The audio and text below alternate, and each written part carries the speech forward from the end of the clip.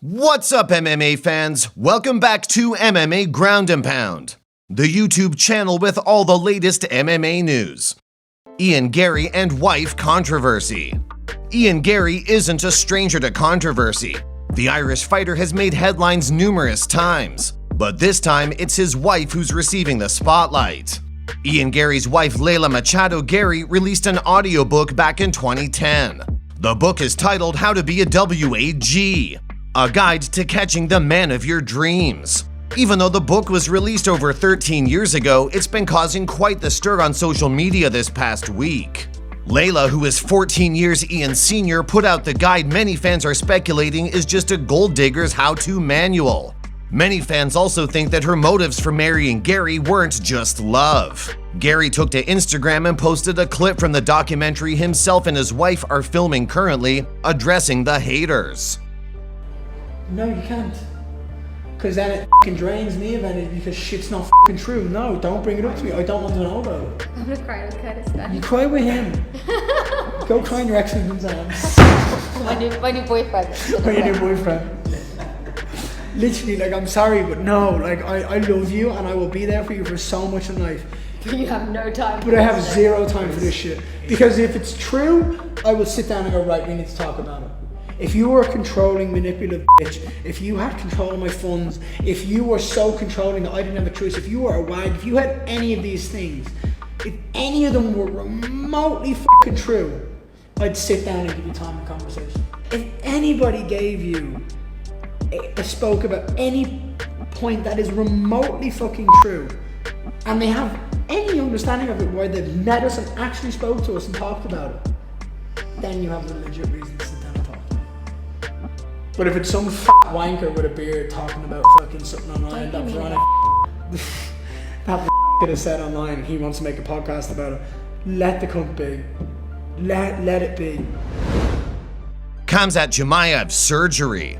Khamzat made his long-awaited return to the octagon this past October when he faced off with Kamaru Usman.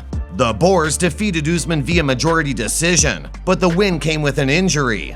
Weeks following the big win, he revealed he had a torn ligament in his hand that he received during that fight.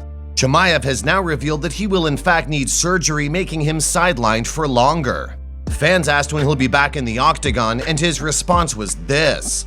Gonna do surgery, operation, 1-2 weeks. After that, to recovery, come back, smash that. Let's go. Tell Dana White, make that happen. The fighter didn't share exactly how long his recovery will be, so that remains unclear for now. Conor McGregor baby. Conor McGregor and his wife welcomed their new baby boy into the world, Lil Mac McGregor. McGregor shared a post announcing his arrival to the world captioned, "Another chunky healthy boy into the world. D, you are my hero." If you like our videos, make sure you hit the subscribe button so we can keep them coming. Strickland delivers justice.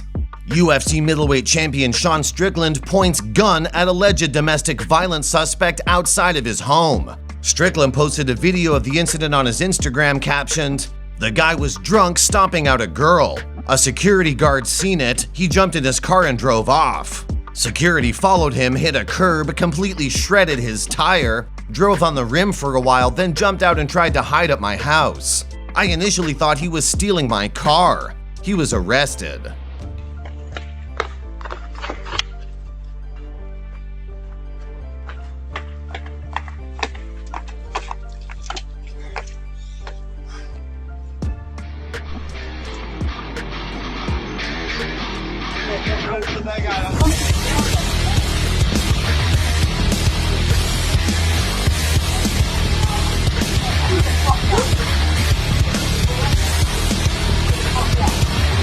Of all the houses on the street, this man chose Strickland's house. Not a great choice. Alex Pereira versus Khamzat Chimaev. Champion Alex Pereira responds to Khamzat Chimaev calling him out. Pereira claims that he wanted to fight Khamzat, but he showed no interest until he won the title and became light heavyweight champion.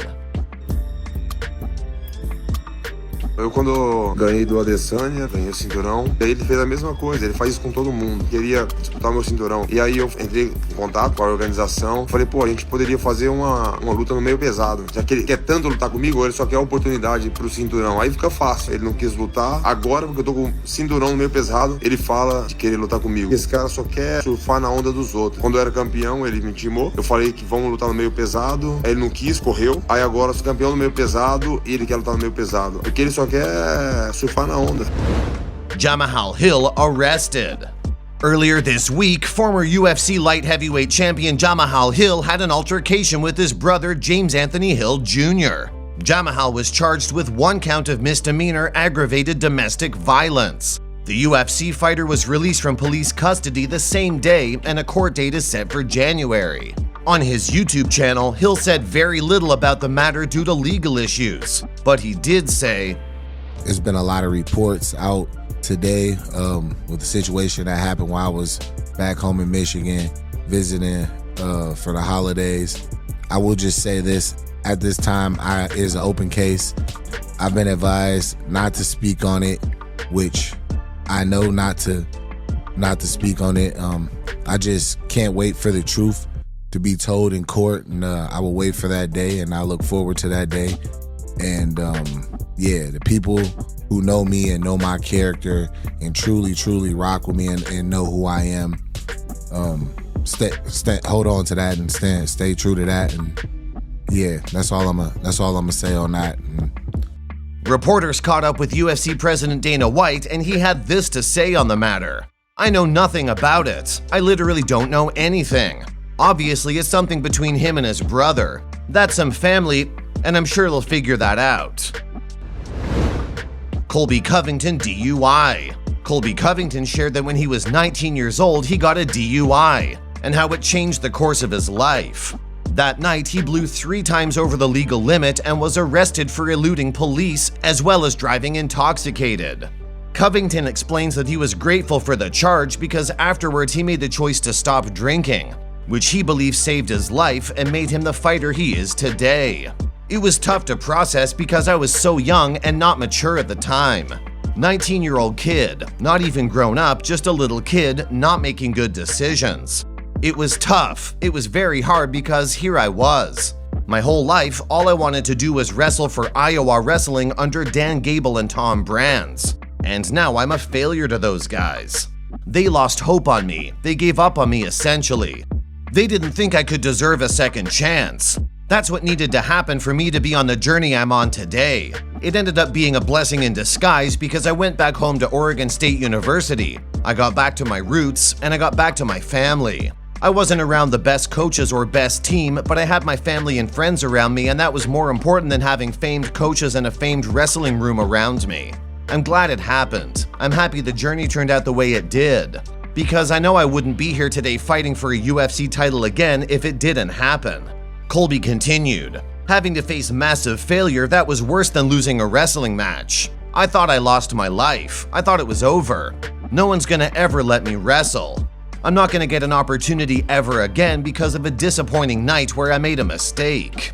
I'm very thankful it happened because it lit a fuel in my soul that really let me dig deep and find out who I truly was and what I truly wanted. After that day, I vowed I wouldn't drink again. I would commend myself to being the best wrestler, and then obviously after I was done with wrestling, being the best fighter I could be. I wouldn't be here today without that situation, I know it." Covington is the main card UFC 296 against Leon Edwards for the welterweight title. And that wraps up the news. Thanks for watching. Don't forget to hit the subscribe button to catch all the latest MMA news. Here are the top comments from our last video. One fan simply said, "OMG." And another said, "My legs actually hurt watching this." If you want to be featured in our next video, all you have to do is comment below.